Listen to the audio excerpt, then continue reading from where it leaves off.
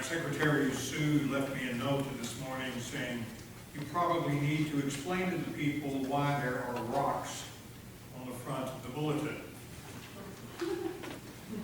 You will know. I will not have to tell you as we go forward in this message.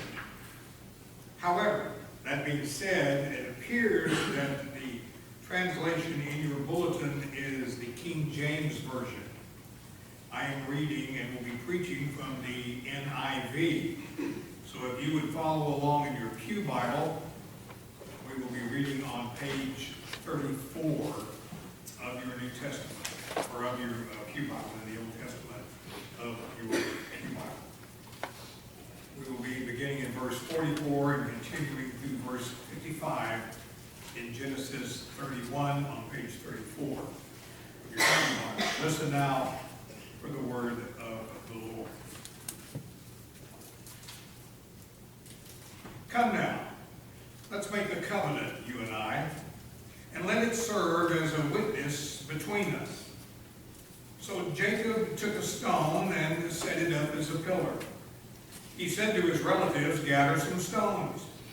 So they took stones and piled them in a heap, and they ate there by the heap. Laban called it Jegar Sahadaha, and Jacob called it Gilead. Laban said, this heap is a witness between you and me today. That is why it was called Gilead. It was also called Mizpah, because he said, may the Lord keep watch between you and me when we are away from each other.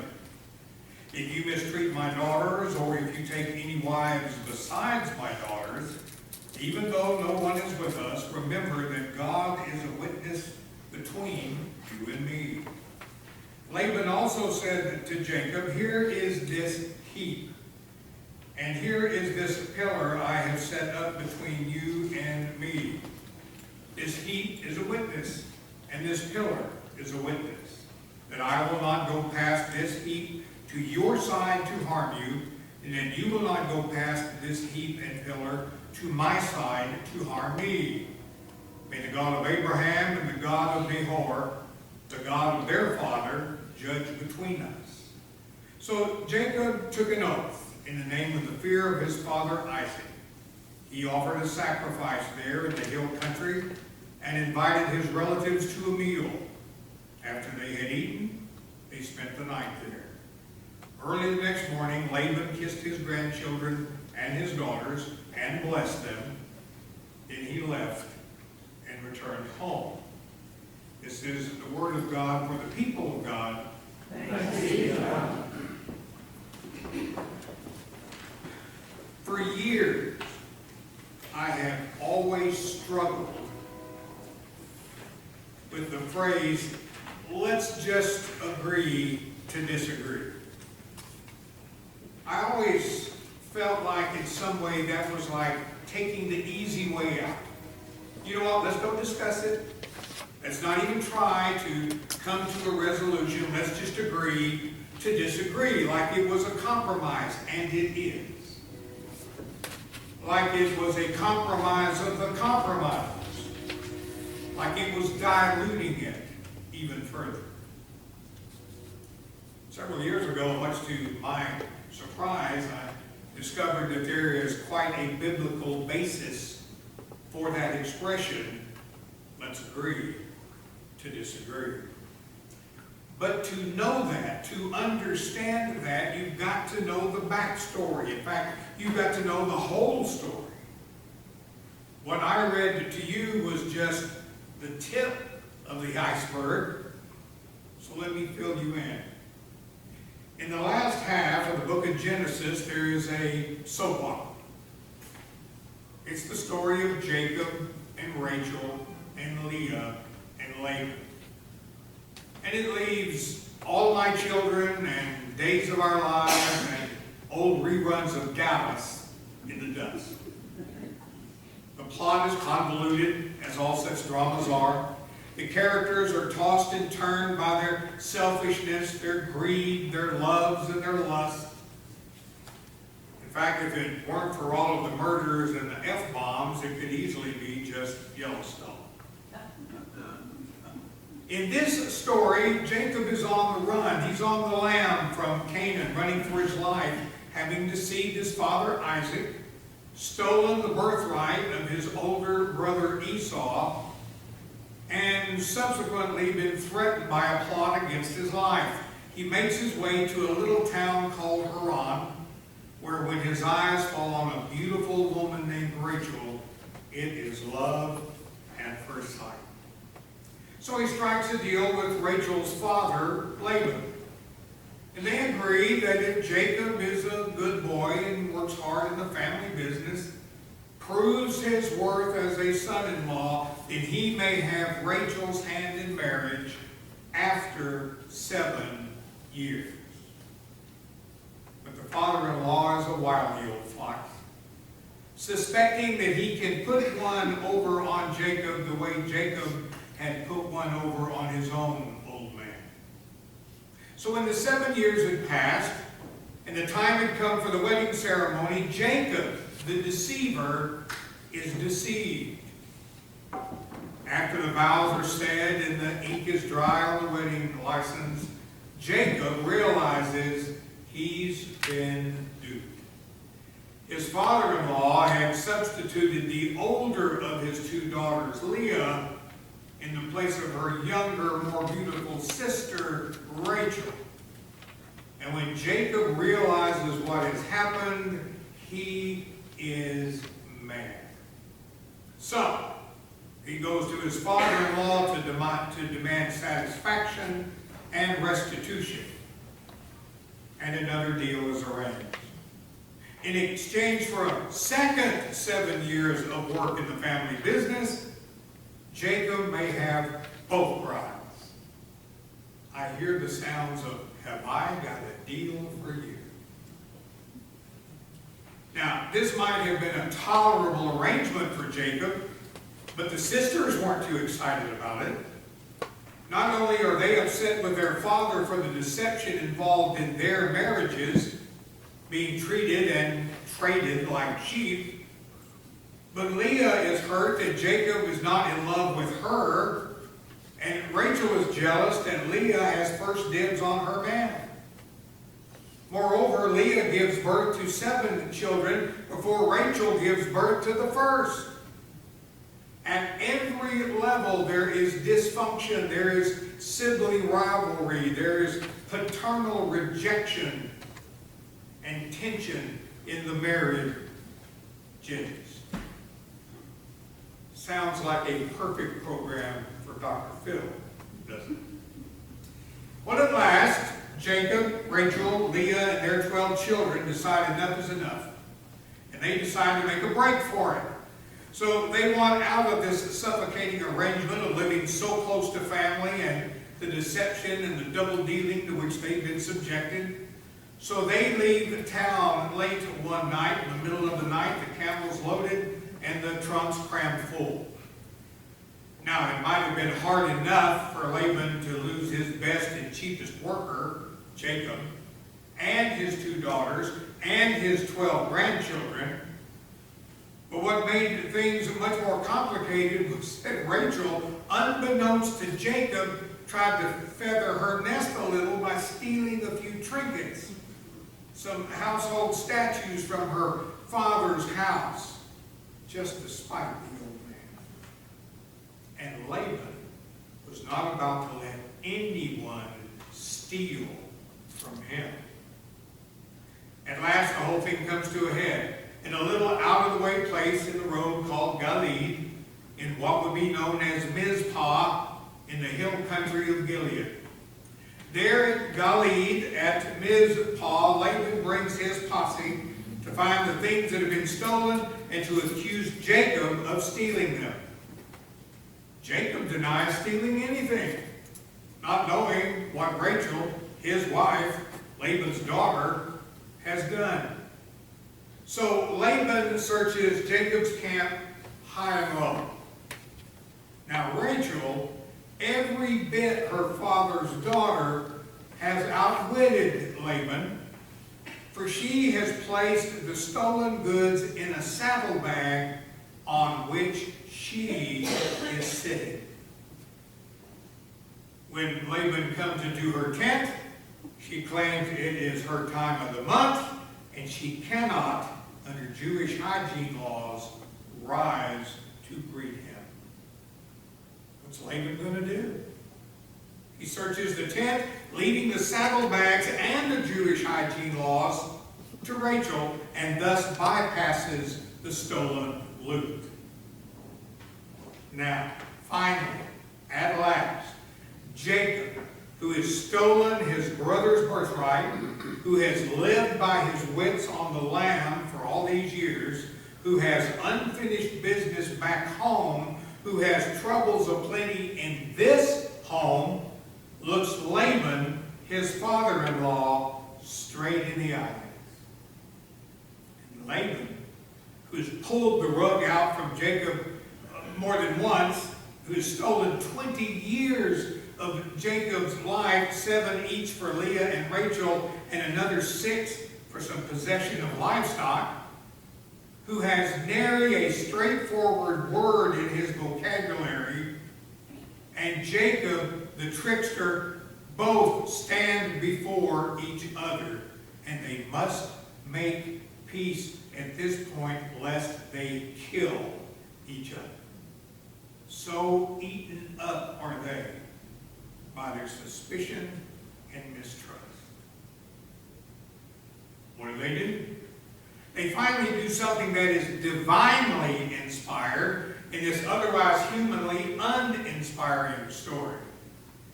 They gather some stones and they make a mound of rocks, thus the front of your bulletin. They make a marker, a memorial, an Ebenezer, as it were. In the hymn, "Come thou fount of every blessing, here I raise mine Ebenezer, here I raise my marker, here I raise my mound of rocks as a place of remembrance." And they agree to disagree, and yet to be bound by the watchful eye of God. They will be separate, but they will remain one in covenant, so that whatever God can do between them may yet be done. So they bless the place of their meeting and the place of their parting. Verse 49, the last half of that verse. "May the Lord watch between you and me when we are absent one from the other," says Laban. It is hardly a blessing, but it is a blessing. It is hardly peace, and yet it is peace. Nothing by these words is canceled or forgotten, and all that has transpired between them takes its awkward place in the journey of life they have traveled. But the blessing allows them to go on, even with all that is unfinished between them. They settle on the reality that their arguments cannot be settled, and that only God can keep an uneasy peace between them. That Mizpah blessing is undoubtedly one of the first benedictions I remember as a child growing up in the church. And it's one that probably all of us, almost all of us, know by heart. "May the Lord watch between you and me when we are absent one from the other." I saw on Amazon the other day some jewelry with that very verse on it, and it was 2 halves. The idea was, that God would bring those 2 together. And it sounds short and sweet, doesn't it? "May the Lord watch between you and me when we are absent one from the other." But when you know the story this way, which is one of the reasons why it's so important that when you're doing Bible study and you're looking at Bible verses, that you get the context. You get the whole story as much as possible, because when you know this story this way, when you finally come to appreciate the context of this story, you realize it's not all sweetness and light. It's a blessing born of mistrust. It's a dispensation bound by the need to make peace between two of God's children who have some very basic and very fundamental disagreements and good reason to want to keep an eye on the other. All it settles is that the two of them will not hurt or scheme against each other any longer, and that everything else shall be entrusted to God's watchful eye and God's care. It is not well resolved, this tension between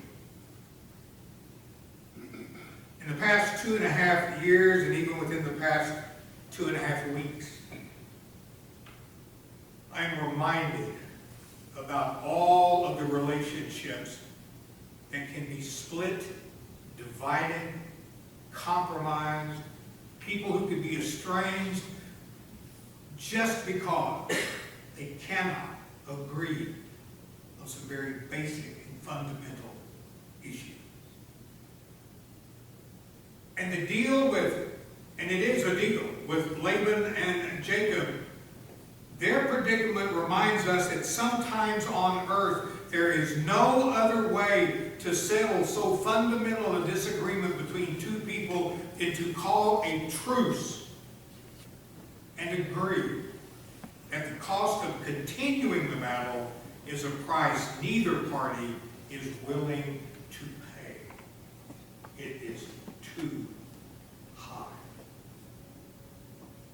Now, this story, of course, is not only a soap opera, it is an archetype. Which is to say that we know this story. We may even have lived it or experienced it within our own families or have been a part of it at work. It's not just a tale of long ago and far away. It's a description of some of the relationships in which we find ourselves today. Sometimes in our relationships we have to settle for an uneasy peace that is barely peace at all. Peace where there is no peace, but it's simply the best we can do, considering the cost of continuing the struggle. You know what I'm talking about. There's some money in the family. Not the Kennedy fortune necessarily, but enough for two sisters to keep an eye on their interests through the years, dream of a better life when the inheritance becomes available. So the one sister tells a lie or two along the way to the patriarch of the family, and when the inheritance is divided, the other sister has been left out because of the lies, the illusion having been created that she is not as needy as her sibling. Through the years, therefore, there is a brokenness between these two sisters. They do not speak of the money. In fact, they don't speak of many important things, because some things are just better left unsaid. They live a kind of Mitzpah peace, an uneasy truce between them, because for them it's better not to fight, because by fighting they could lose the only close family they have. It's better to not fight than it is to have the satisfaction of settling the score.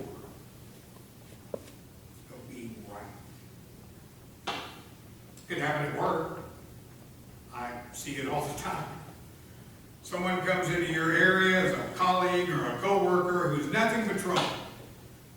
She takes confidential information, spreads it throughout the office, passes it on to clients. She works the system in such a way that she gets all the credit for the work you've done. And as a co-worker and not her boss, you're in a real pickle. Short of stooping to her tactics, you find yourself cutting a wide berth, kind of a Mizpah peace, because you want to keep your job, and because getting even is just not the right way. It happens at home. Maybe you've had or have a teenager in the family, son, grandson, daughter, granddaughter, who's long on rebellion and short on common courtesy. Psychologists, we call it individuation. But in the family, it usually feels more like global thermonuclear war. He leaves his clothes piled high on the floor of the closet, expects you to do hide and seek to find them and then get them into the washing machine. Money is missing from your wallet or purse, and there really is no other viable suspect. His friends are a real mystery to you because he doesn't tell you much of anything about with whom he is spending his time, and more of that time is spent away from home. An inquiry into his whereabouts or activities or the inconsistencies of what he tells you leads to a shouting match that hardly seems worth the effort anymore. There have been so many. You have come to a kind of Mizpah peace. Hardly peace at all, except it allows you some breathing room, some time not spent in battle. It's peace made in the hope that something better may come along in time, even if the current stalemate is nearly intolerable. But having tried everything else, what is left except for the relationship to be abandoned altogether? And what a terrible price to pay that is. It happens between friends who have been there for each other for years, and then one event occurs that so polarizes them that they can't hang out together anymore for fear that what may be said or thought or felt will just be too painful. So they agree to disagree. There's that phrase. And to live an uneasy truce that is preserved by the numbing chill between them. And finally, it happens in the world. In Jesus' time, the Jews and the Gentiles, the Pharisees and the disciples, the Jews and the Samaritans, in our time, far-right conservatives and far-left liberals, the radical Muslims and everybody else. This kind of peacemaking is interim at best. Will it hold? Maybe. Maybe not. Is it a compromise? Most decidedly. But it is the best that can be done under the circumstances, and sometimes it's the only realistic option that is left. But maybe that's not always so bad. See, this story of the Mizpah blessing reminds us that some things just don't get resolved in this life.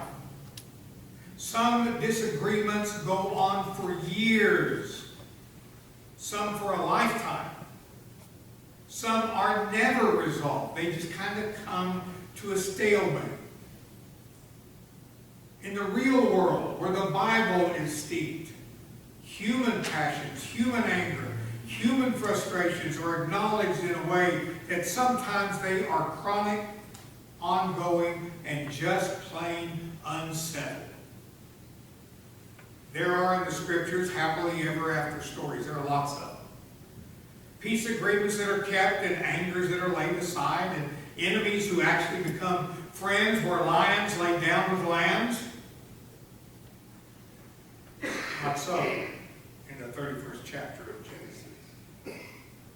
There, two old enemies face each other and part company, fundamentally unchanged, except that they've agreed to pile up some rocks as a memorial to the promise that they will not fight anymore, and they will turn the rest of it over to God.